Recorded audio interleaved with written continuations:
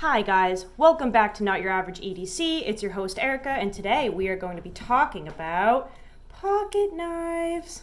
Fletcher, if you're watching, I totally stole that from your channel because I thought it was funny. I love your little intro that you do. Oh, did I say it's your host Erica? That's what I was supposed to say. It's your host Erica, and today we're talking about pocket knives. Fletcher is awesome. If you guys don't watch All Things Knives, go sub to his channel. He puts out like daily content, and it's awesome. Really, really nice dude. So please go watch All Things Knives.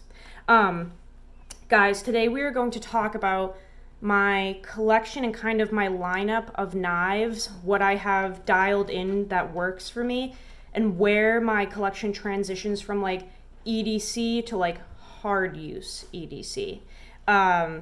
This is all from my experiences. These are my thoughts, my opinions. So Peanut Gallery, don't even bother down in the comments. And by the way, Peanut Gallery is led by Sam Nero. If you watch Neves Knives, Metal Complex, anything River's Edge puts out, anything that exists in the world, Sam Nero will be on there talking shit about Nicole and I, and it's the funniest thing. He is so obsessed with us.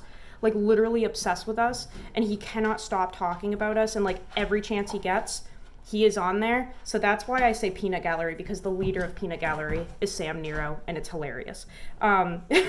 So let's get into it, guys. I have a lineup here going from kind of like my thinnest knives, and as thin as I would go for a knife, all the way to my thickest knife, and this would be as thick as I would go for a knife, right?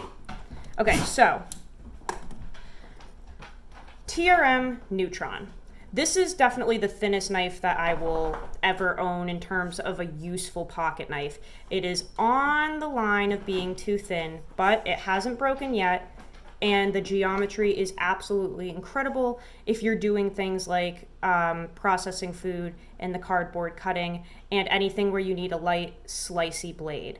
So this is like insane. I literally was making food for everyone at work all day today, and this was what I made guacamole with. And what else did I make? I made something this morning that I made breakfast and I forget what it was, but literally all day long slicing with this. It never stops. It is fantastic, but you know, it is very, very thin. So I just wouldn't want to go any thinner, but this knife is literally a godsend for those like slicey tasks. But in the same kind of like category as that, for great EDC knives that are thin, have great geometry, which means they, you know, their edge is pretty good because it's so thin behind the edge. We've got the Benchmade Bug Out, which I have compared to the Trm Neutron many times. I think they're very, very comparable. The Bug Out is absolutely fantastic. You get a little more length with the Bug Out in general, which I like. The shortest knife in this entire lineup, I think, is the Benchmade Mini Griptilian, and really I can't go any shorter than this. This is like almost uncomfortably short. Granted, it fits my hand great, but I don't want a blade length under the mini grip. So the Bug Out, in terms of length and everything, is really nice for me. I feel like you get a lot of good cutting length with it, and that blade shape is one of the best I've ever used. Another one in that category for just all-around great EDC knives, Spyderco Delica. It is a lockback, so you know that's kind of a bummer, but really great blade shape, super lightweight, thin and slicey. This is the Delica that I did that door project with. If you go into my... Guys, the dogs are about to go crazy. If you go into my Use Your Shit playlist, there is a video of me literally taking this knife and like shearing plastic out of a door, like a door frame that is aluminum. You're just gonna have to go watch it. It's pretty wild, but this thing was just like shearing that. It was hitting aluminum and everything, and this thing just, you know, it was barely touched. So definitely capable of some pretty crazy tasks, but it is thin and slicey, so I put it in like the normal EDC category. Now we're starting to kind of transition, but we're not quite there.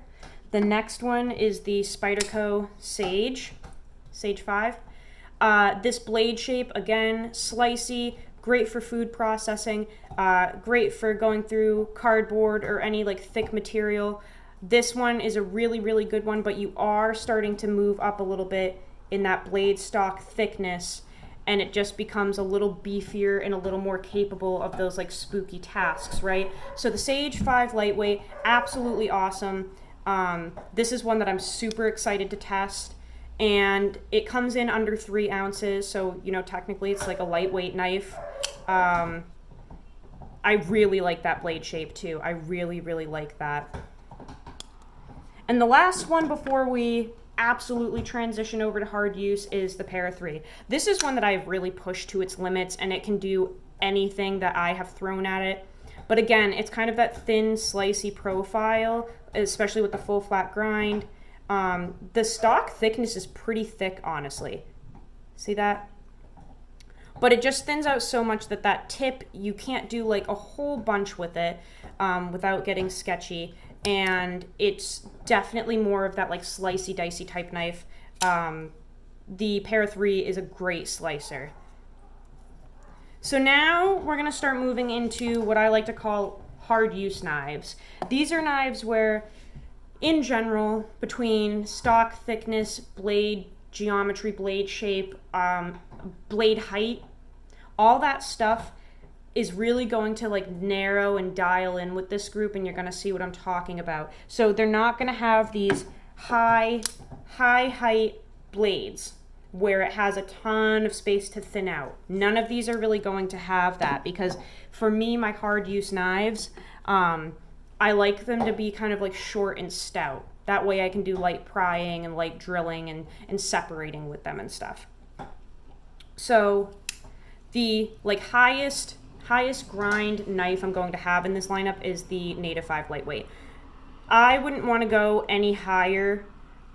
It just gives too much room to thin out for a hard use knife, and I have done poking and prying with the Native 5 and it did great, but it is clearly right at the beginning of this lineup because I wouldn't want to use this as a full-blown pry bar, right?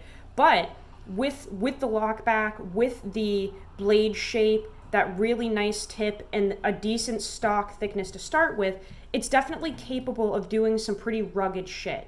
This is one of the knives, actually this is the knife that I did that turf project with, where I was like cutting the edges off of that big stage, and it was like that wicked thick turf stuff. And again, there's a video under my playlist, Use Your Shit. There's a whole bunch of hard use videos in there.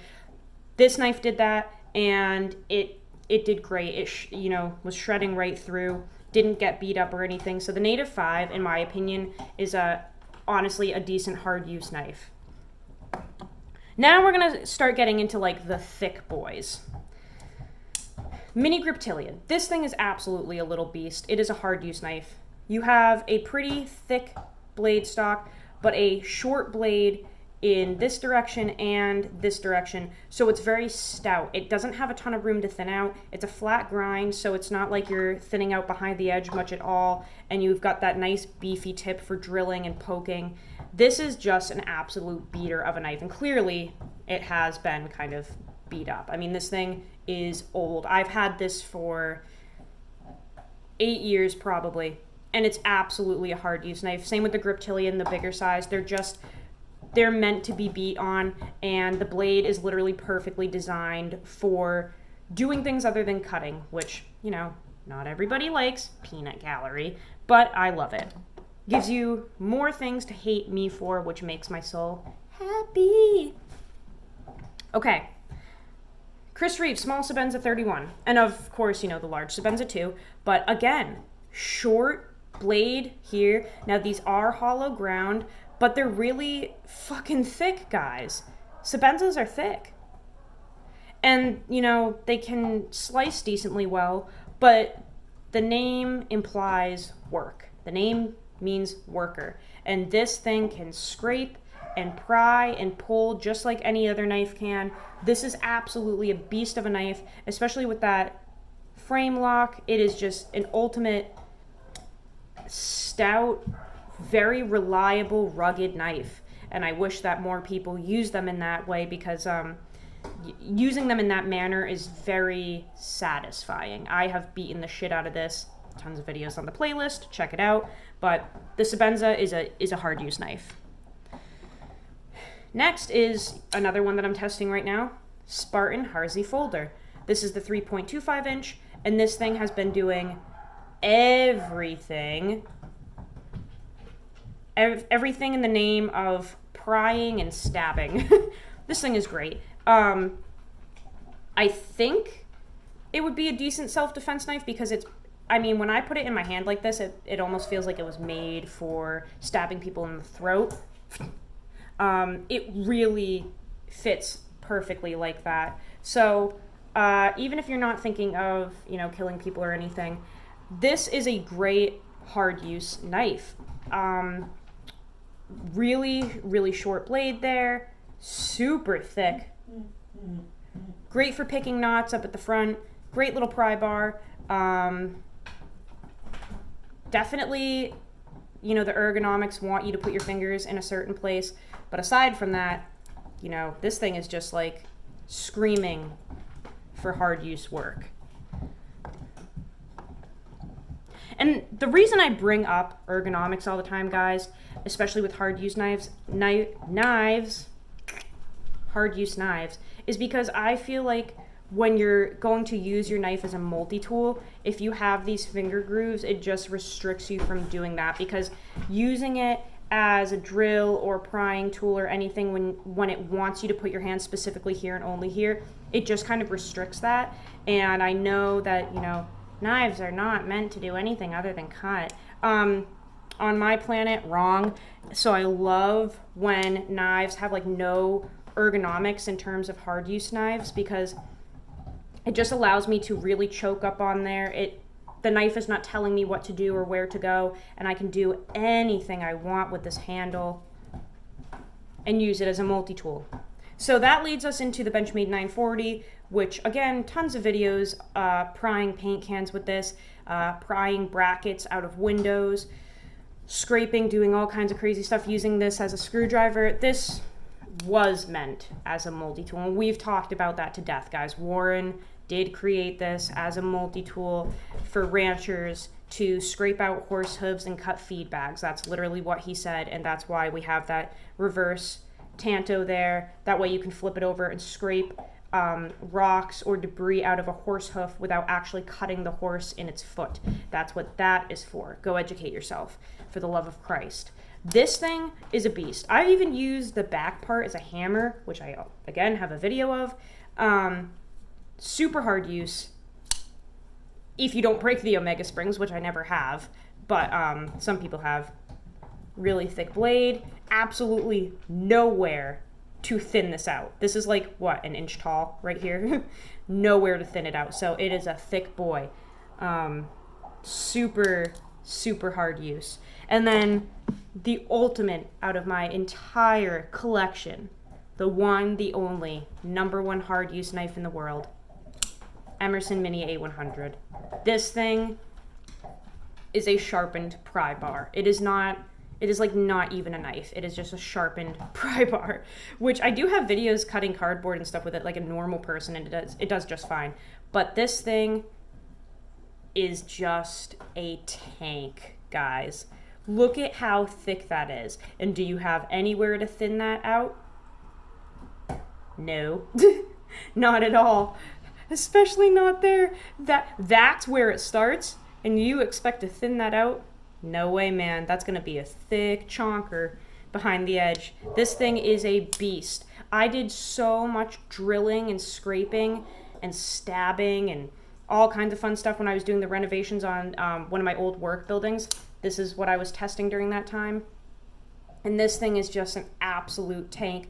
The ultimate hard use knife in my collection, in my opinion. And the best part is there are no ergonomics. The Emerson Mini A100 will always be my go-to beater multi-tool knife, because there's just nothing telling you no, guys. I mean, nothing. It's like a broomstick. It's just fantastic. If you're using this as a screwdriver or a chisel, anything like that. I mean, it's not going to say that you can't do it. And I love that about the Emerson Mini A100. So, as we can see, we've got really, really hard use on one end, very normal use on the other, and they really do all have their place. I've been at jobs where I needed this, and I'm at a job now where I need this. It does exist. It really does. So I just wanted to show you guys some of my favorite regular EDC knives and hard use EDC knives in case you were interested. That's all I have for you guys today. Go use your shit. I'll see you on the next video. Love you bunches.